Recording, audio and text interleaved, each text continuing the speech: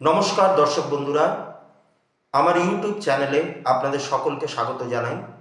আশা করি আপনারা সকলে ভালো আছেন, সুস্থ আছেন, আনন্দে আছেন। বক্রী বৃহস্পতি এবং তার প্রভাব তুলা লগ্নের জাতক জাতিকাদের উপর কিভাবে পড়তে চলেছে, আজকে সেটিই হলো আমার এই ভিডিওর আলোচ্য বিষয়। বৃহস্পতি বক্রী হয়েছেন 9ই অক্টোবর 2024 এবং 2025 সালের 4 ফেব্রুয়ারি পর্যন্ত তিনি এই বক্রী অবস্থাতেই থাকবেন। ইতিমধ্যে 2 মাস অতিক্রম করে গেছে, অর্থাৎ অক্টোবরের পুরোটা, নভেম্বরের পুরোটা উনি বক্রী অবস্থায় রয়েছেন, কিন্তু ডিসেম্বরের পুরো এবং জানুয়ারির সম্পূর্ণটা তিনি এই একই অবস্থায় থাকবেন এবং ফেব্রুয়ারির শুরুর দিকটাতে অর্থাৎ প্রথম সপ্তাহটাও তিনি এইভাবেই থাকবেন, তারপরে তিনি মার্গী হবেন। তা এই ডিসেম্বর, জানুয়ারি এবং ফেব্রুয়ারির প্রথম উইক এই বক্রী বৃহস্পতি তুলা লগ্নের মানুষদের ওপর কীরকম প্রভাব আনবে সেটাই আজকে আমি আলোচনা করব। এবং একটা কথা মনে রাখবেন, 4 ফেব্রুয়ারি বৃহস্পতি যদি যখন মার্গী হবেন বা ডাইরেক্ট হবেন, তারপরেও এই বক্রী অবস্থায় তিনি যে পরিবর্তনগুলো আপনাদের জীবনে আনবেন সেই পরিবর্তনগুলো কিন্তু একটু বেশি দিন স্থায়ী হবে। বক্রী গ্রহের এটাই হচ্ছে কাজ। তারা যে পরিবর্তনটা আনে, এটা শুধু বৃহস্পতি বলে নয়, যে কোনো বড় বড় প্ল্যানেট যারা রেট্রোগ্রেড হয়, বৃহস্পতি হতে পারে, শনি হতে পারে, মঙ্গল হতে পারে, এনারা যখন বক্রী হন, বক্রী হওয়ার পর আবার যখন তারা স্বাভাবিক অবস্থায় মানে প্রোগ্রেসিভ ওয়েতে আবার তাদের গোচরটা সংগঠন করে, তো এই বক্রী অবস্থায় তারা যে পরিবর্তনটা আনছে, তারা ডাইরেক্ট হওয়ার পরেও কিন্তু তার একটা প্রভাব মানুষের জীবনে পড়ে যায়, একটা ছাপ ফেলে রেখে যায় তারা। তো বৃহস্পতির ক্ষেত্রেও কিন্তু এই একই ব্যাপার ঘটবে। তো এবার এই তুলা লগ্নকে আগে আমরা একটুখানি ভালো করে চিনে নিই, যে তুলা লগ্নের মানুষরা কেমন হন, কিরকম তাদের স্বভাব চরিত্র, এই ব্যাপারটা আমরা আগে একটুখানি আলোচনা করে নেব। দেখুন, তুলা লগ্নের প্রত্যেকটা রাশি বা লগ্নেরই তো একটা করে প্রতীক চিহ্ন থাকে। তা তুলা লগ্নের যে চিহ্নটা, প্রতীক চিহ্নটা, সেখানে আমরা একটা দাঁড়িপাল্লাকে দেখতে পাই, ঠিক আছে? তা এই দাঁড়িপাল্লা মানে হচ্ছে একটা ভারসাম্য, একটা ব্যালেন্সিং করার ব্যাপার। এবং আমরা যদি আইন আদালতের দিকটা দেখি, তাহলে সেখানেও আমরা দেখতে পাবো একটা মূর্তি, একটা নারী মূর্তি, তার হাতে একটি তুলা দণ্ড রয়েছে, তার 2 চোখ বাঁধা কাপড় দিয়ে, এবং তার হাতে একটি দাঁড়িপাল্লা, অর্থাৎ জাজমেন্টের একটা ব্যাপার। জাজমেন্ট অর্থাৎ আইন আদালত, কোর্ট কাছারি, এরা ইমোশনের দিকটা দেখে না, এরা সবসময় নির্ভীকভাবে মানুষের বিচার করে সেখানে। তাই জন্য তার চোখে যেহেতু সবাই সমান, বা ভুলবশত তিনি যদি কোনো রকম পক্ষপাতিত্ব যাতে না করে ফেলেন, তাই জন্য তার 2 চোখ বাঁধা। তা এক্ষেত্রেও যেহেতু আমরা এখানে একটা দাঁড়িপাল্লাকে পাচ্ছি, তাই তুলা লগ্নের মানুষরা কিন্তু বিচারের ক্ষেত্রেও তারা কিন্তু অত্যন্ত রকম দক্ষ। বিচার বলতে মানে আমি এখানে যে সবসময় হাইকোর্ট বা সুপ্রিম কোর্ট বা কোনো লোয়ার কোর্টের জাজ হতে হবে তা সেরকম ব্যাপারটা বলছি না। এদের স্বভাবের মধ্যেই অন্যদেরকে বিচার করবার একটা প্রবণতা কিন্তু থাকে, তারা কিন্তু খুব ভালো জাজমেন্ট দিতে পারে। এবং এই রাশির অধিপতি যেহেতু শুক্র, তাই এই লগ্নের জাতক জাতিকা যারা, মানে যাদের তুলা লগ্নটা তো আমাদের ক্ষেত্রে আরো বেশি ইম্পর্টেন্ট, কারণ লগ্ন মানে আমরা নিজেরা, আমাদের মন মানসিকতা, আমাদের ঊর্জা, আমাদের জীবনী শক্তি, এই পুরো ব্যাপারটা আমাদের ফার্স্ট হাউস অর্থাৎ অ্যাসেন্ডেন্ট হাউস বা লগ্নের ঘর থেকে, লগ্ন ভাব থেকে এটাকে বিচার করা হয়। তো যেহেতু এটার মালিক হলেন শুক্র, এই লগ্নের অধিপতি হচ্ছেন শুক্র, তাই জন্য এই লগ্নের মানুষেরা একটুখানি লাইট নেচার্ড হয়ে থাকে, একটু আনন্দ, বিনোদন, এন্টারটেনমেন্ট, এই ব্যাপারগুলোকে এনারা একটু বেশি পছন্দ করেন। সুখ জিনিসটাই এনাদের কাছে সব, নিজেদের সুখের জন্য এরা অনেক কিছুই করতে পারেন। তবে একেবারেই যে হালকা স্বভাবের হন তা নয়। এনারা যদি কখনো কোনো রকম ঝগড়া, ঝামেলা, অশান্তি, দ্বন্দ্ব এগুলোর মধ্যে যদি জড়িয়ে পড়েন, তাহলে কিন্তু এরা অত্যাধিক রকমের ঝামেলা করতে পারেন, এবং তাদের প্রবণতা থাকে একটু বেশি চিৎকার চেঁচামেচি করে যাতে ঝগড়াটাকে খুব দ্রুত থামিয়ে দেওয়া যায়, এই একটা পরিকল্পনা তাদের থাকে বা একটা মানসিকতা এদের কাজ করে। তা এরকম একটি লগ্নের ক্ষেত্রে বক্রী বৃহস্পতি কিভাবে প্রভাব ফেলবে, প্রথমে আমাদের কতগুলো হিসেব একটুখানি বুঝে নিতে হবে। তুলা লগ্নের লগ্ন ভাবের সাপেক্ষে যেটি অষ্টম ভাব 8 নম্বর ঘর অর্থাৎ বৃষ রাশির ঘর, সেই ঘরে কিন্তু বৃহস্পতি বক্রী অবস্থায় আছেন এবং তার দৃষ্টি রয়েছে দ্বাদশ, দ্বিতীয় এবং চতুর্থ ভাবের ওপর, এবং তিনি তুলা লগ্নের জাতক জাতিকাদের ক্ষেত্রে তৃতীয় এবং ষষ্ঠ ভাবের অধিপতি। তাহলে এই কানেকশনগুলো আমরা পাচ্ছি।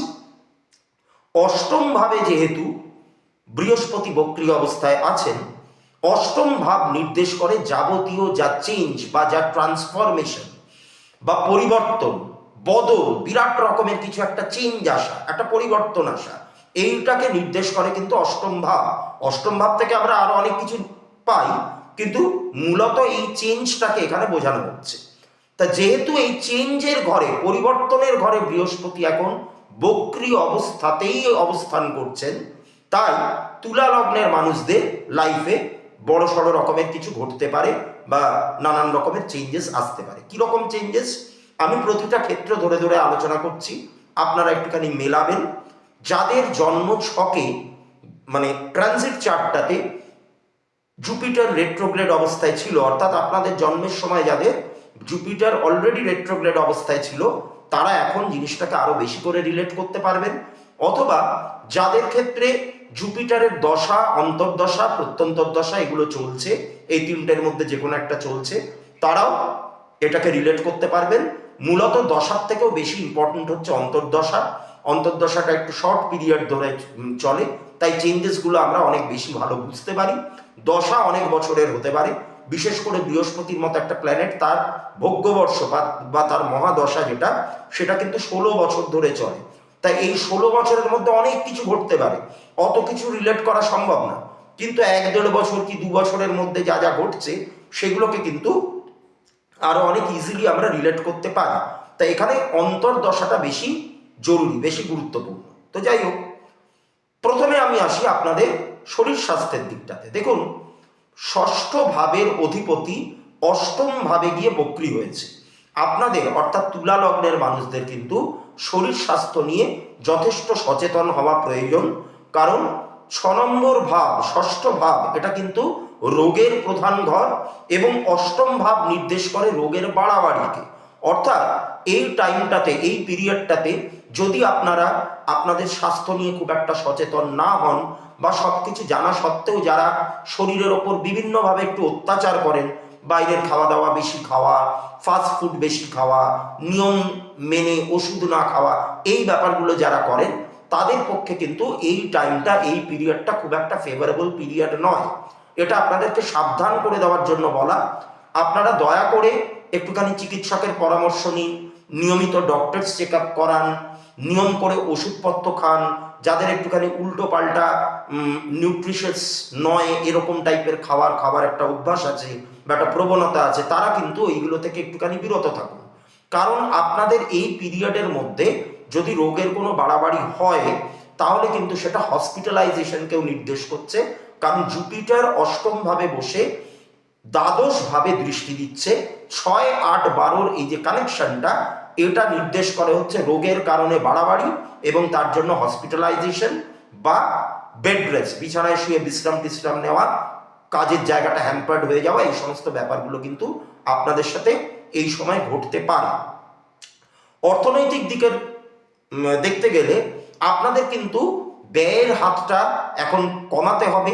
তুলা লগ্নের মানুষরা যেহেতু এটা শুক্রের মালিকানায় রয়েছে, তাই এনারা তো একটুখানি আনন্দ বিনোদন এগুলো পছন্দ করেন, ভোগ বিলাসিতা এই ব্যাপারগুলো এনাদের মধ্যে রয়েছে, এবং শৌখিন জিনিসপত্র কেনার প্রতি এনাদের একটা ঝোঁক আছে।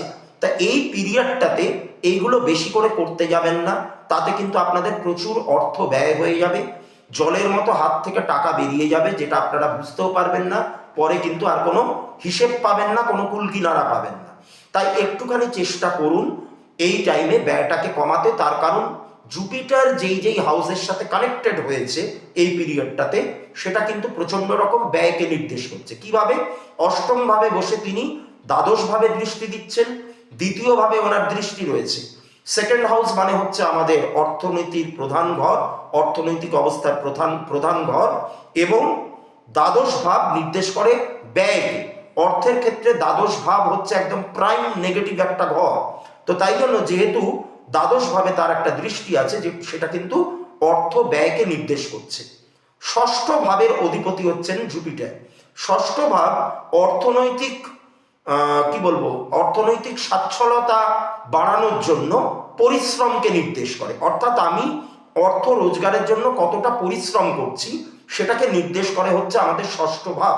অর্থাৎ এই লগ্নের মানুষরা এই পিরিয়ডটাতে অর্থ রোজগারের জন্য পরিশ্রম তো যথেষ্ট করবেন, কিন্তু যেহেতু দ্বাদশ ভাবেও জুপিটারের একটা দৃষ্টি রয়েছে, একটা অ্যাসপেক্ট আছে, তাই 6 আর 12 কানেকশন হয়ে গেলে পরে সেটা কিন্তু ধার দেনায় জড়িয়ে পড়া বোঝায়। আপনারা কিন্তু যত যাই ঘটে যাক না কেন, খুব প্রয়োজন না পড়লে এই পিরিয়ডটাতে কখনো কোনো রকম ধার দেনা করবেন না। বিভিন্ন রকমের অপশনস কিন্তু আপনাদের কাছে আসবে, বিভিন্ন রকমের পরিস্থিতি আপনারা ফেস করতে পারেন, যেগুলো হয়তো আপনাকে একটু ট্রিগার করলো বা একটুখানি কি বলবো, একটু ঠেলে দিল যে আপনারা যাতে ব্যয়টা করেন। ধরুন কোথাও একটা ঘুরতে গেছেন বা কোনো একটা শপিং মলে গেছেন, সেখানে অনেক সময় দেখবেন ক্রেডিট কার্ডের লোকজন আপনাদেরকে অ্যাপ্রোচ করছে, এই কার্ডটা নিন, অমুকটা নিন, তমুকটা নিন, আমাদের এই অফার চলছে, এটা নিলে অমুক ক্যাশব্যাক পাবেন, হেন পাবেন, তেন পাবেন। তো আপনারা লোভে পড়ে বা সেই ফাঁদে পা দিয়ে হয়তো ক্রেডিট কার্ডটা নিয়ে নিলেন।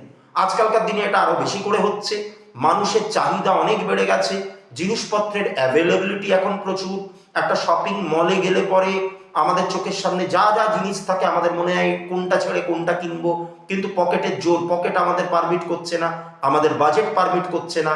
তো এরকম পরিস্থিতিতে আপনারা যদি একটা ক্রেডিট কার্ড সামনে দেখতে পান, অবশ্যই এটা যে কোনো মানুষেরই কিন্তু এটা নেওয়ার প্রতি একটা ঝোঁক তৈরি হতে পারে, কিন্তু এই হাতছানিগুলোকে আপনাদের কিন্তু একটু এড়িয়ে চলতে হবে। তা না হলে কিন্তু পরে গিয়ে আপনারা যদি এই ধার দেনায় এই পিরিয়ডটাতে জড়িয়ে পড়েন, তাহলে কিন্তু পরে গিয়ে সেটা মেটাতে, সেটা চোকাতে কিন্তু আপনাদের কালঘাম ছুটে যেতে পারে।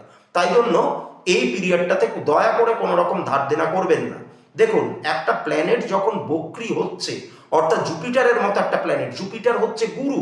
আমি এটা নিয়ে এর আগেও আমার অন্যান্য ভিডিওগুলোতে আলোচনা করেছিলাম যে জুপিটার যেহেতু গুরু, গুরুর কাজ কি? গুরুর কাজ হচ্ছে শিষ্যদেরকে বা শিষ্যাদেরকে বা তার ছাত্রছাত্রীদেরকে একটু কঠিন পরিস্থিতির মধ্যে ইচ্ছাকৃতভাবে ফেলে দিয়ে তাদের পরীক্ষা নেওয়া। তো এইটা হচ্ছে কিন্তু গুরুদের কাজ। এবার এই ঠিক একই কাজ কিন্তু বৃহস্পতি করতে পারে। তো তাই জন্য আপনাদেরকে কিন্তু এই ফাঁদে পা দিলে চলবে না। তা এটা গেল হচ্ছে আপনার অর্থনীতির দিকটা। এবং আরো একটা ব্যাপার আমি বলে দিচ্ছি, আপনাদের একটু ইলেকট্রনিক গ্যাজেটস, ঠিক আছে, সেটা মোবাইল ফোন হতে পারে, সেটা টিভি হতে পারে, সেটা রেফ্রিজারেটর হতে পারে, এসি হতে পারে, ওয়াশিং মেশিন হতে পারে। যদিও বা এসির ব্যাপারটা এখন আসছে না, কারণ এখন শীতকাল চলছে যেহেতু। তো এইগুলো কেনার পেছনেও কিন্তু আপনাদের ব্যয় হতে পারে, এই জায়গাটা আপনাদের সাবধান। অষ্টম ভাবে যেহেতু জুপিটার বসে আছেন, 12th হাউস এবং সেকেন্ড হাউসে তার একটা দৃষ্টি, এটা কিন্তু হঠাৎ করে কোনো একটা বড়সড় ব্যয়কেও নির্দেশ করে ফেলে। আপনারা ঝোঁকের বসে প্রয়োজনে কোনো একটা ব্যয় করতে হলো, শরীর স্বাস্থ্য নিয়ে কিছু একটা ঘটলো বা কিছু এরকম হলো, সেটা আলাদা ব্যাপার, কিন্তু তার বাইরে গিয়েও কিছু অপ্রয়োজনীয় ব্যয়, সেগুলো কিন্তু আপনাদের লাইফে ঘটে যেতে পারে। সেরকম কিছু পরিস্থিতি তৈরি হতে পারে। দয়া করে সেই সমস্ত পরিস্থিতিগুলোকে এড়িয়ে চলুন, তাহলে কিন্তু ভালো হবে আপনাদের জন্য। এবার আপনাদের কর্মের জায়গাটায় আসি। ষষ্ঠ ভাবের অধিপতি বৃহস্পতি, তিনি অষ্টম ভাবে গিয়ে বক্রী অবস্থায় আছেন। অর্থাৎ আপনাদের কাজের জায়গায় একটুখানি টেনশন, একটু ঝামেলা, একটু বাধা, এই ব্যাপারগুলো আসতে পারে। নতুন চাকরির জন্য যারা অ্যাপ্লাই করছেন বা চেষ্টা চরিত্র করছেন, তাদের কিন্তু এই টাইমটাতে একটু বাধা বিপত্তি আসতে পারে। কর্মক্ষেত্রে মতবিরোধ, ঝগড়া, ঝামেলা, এগুলোকে এড়িয়ে চলবেন, এগুলো কিন্তু নেগেটিভ একটা ইম্প্যাক্ট ফেলতে পারে। তবে যারা ব্যবসার সাথে যুক্ত, তারা এখন কিন্তু ক্লায়েন্ট বেসটা তাদের ভালো থাকবে, যেহেতু জুপিটারের তৃতীয় ভাবের অধিপতি হচ্ছেন তিনি। তাই এই জায়গাটা আপনাদের ঠিকঠাকই থাকবে, খুব একটা অসুবিধা হবে না। আইনি জটিলতার মধ্যে যাবেন না, জড়িয়ে পড়লে কিন্তু সেটা মারাত্মক রকম ভাবে আপনারা একটু ঝামেলাযুক্ত ভাবে কোর্ট কেসে জড়িয়ে পড়তে পারেন। এবং যেহেতু জুপিটারের অষ্টম ভাবে বসে 12th হাউসে তার একটা অ্যাসপেক্ট দেখা যাচ্ছে বা দৃষ্টি দেখা যাচ্ছে, 6, 8, 12 কানেকশন নির্দেশ করে কোর্ট কেসে বাজেভাবে জড়িয়ে পড়া এবং কোর্ট কেসে পরাজয় হওয়া, অর্থাৎ হেরে যাওয়া। তো এই ব্যাপারটা আপনাদের সাথে এই পিরিয়ডটাতে ঘটতে পারে। যদি আপনাদের দশা, অন্তর্দশা, প্রত্যন্তর দশা এগুলো নেগেটিভভাবে চলে, তাহলে কিন্তু এই ফলগুলো আপনারা আরো বেশি করে হাতে নাতে পাবেন। তো কাজেই এই সমস্ত আইনি ঝামেলার মধ্যে বিশেষ একটা যাবেন না। শরীর স্বাস্থ্যের যত্ন নেবেন। অর্থ এটাকে খুব মানে ভালোভাবে একটুখানি কি বলবো, মানি ম্যানেজমেন্ট ব্যাপারটা করবেন। এবং যারা শিক্ষার্থী তাদের ক্ষেত্রে কিন্তু একটু আনন্দ বিনোদনের হাতছানি আসতে পারে, একটু সময় নষ্ট হয়ে যাওয়ার ব্যাপার আসতে পারে। আপনাদেরকে একটুখানি সিরিয়াস হতে হবে, কারণ জুপিটারের 8th হাউসে বসে 12th হাউসের দৃষ্টি 8 আর 12 এটা কিন্তু শিক্ষার ক্ষেত্রে খুব একটা পজিটিভ হাউস না। এবং শিক্ষার ক্ষেত্রে প্রাইম যেটা নেগেটিভ হাউস অর্থাৎ 3rd হাউস, সেই 3rd হাউসেও কিন্তু জুপিটারের একটা দৃষ্টি পাওয়া যাচ্ছে। তাই জন্য আপনাদেরকে অনেক বেশি এফর্ট দিতে হবে, অনেক বেশি পরিশ্রম করতে হবে, পড়াশোনাটাকে অনেক বেশি সিরিয়াসলি নিতে হবে, তা না হলে কিন্তু পরে গিয়ে প্রবলেম হতে পারে। বিবাহের ক্ষেত্রে মানে যারা বৈবাহিক সম্পর্কে রয়েছেন তারা ঝগড়াঝাটি ঝামেলা এগুলো এড়িয়ে চলুন, তা না হলে কিন্তু ব্যাপারটা ছাড়াছাড়ির পর্যায়ে চলে যেতে পারে, দূরত্বের পর্যায়ে চলে যেতে পারে, দুজন পার্টনারের মধ্যে একটা দূরত্ব তৈরি হতে পারে। এই সংক্রান্ত কোনো রকম ফাইনাল ডিসিশন বা অন্তিম সিদ্ধান্তে এখনই আসবেন না, কোর্ট কাছারির ব্যাপারে এখনই জড়াবেন না। ডিভোর্স করতে হবে কি হবে না এইটা সিদ্ধান্ত নেওয়ার কিন্তু এখন সঠিক সময় একেবারেই নয়। কাজেই আপনারা খুব বুঝে শুনে এই জায়গাটাতে পা ফেলবেন। তা মোটের ওপর এটাই ছিল হচ্ছে তুলা লগ্নের জাতক জাতিকাদের ক্ষেত্রে বক্রী বৃহস্পতি কিরকম প্রভাব ফেলবে তাই নিয়ে আমার ভিডিও। এই ভিডিওটি ভালো লেগে থাকলে অবশ্যই আপনারা লাইক করুন, সাবস্ক্রাইব করুন এবং আমাকে আরো বেশি করে অনুপ্রেরণা জুগিয়ে যান। সকলে ভালো থাকবেন, সুস্থ থাকবেন। নমস্কার।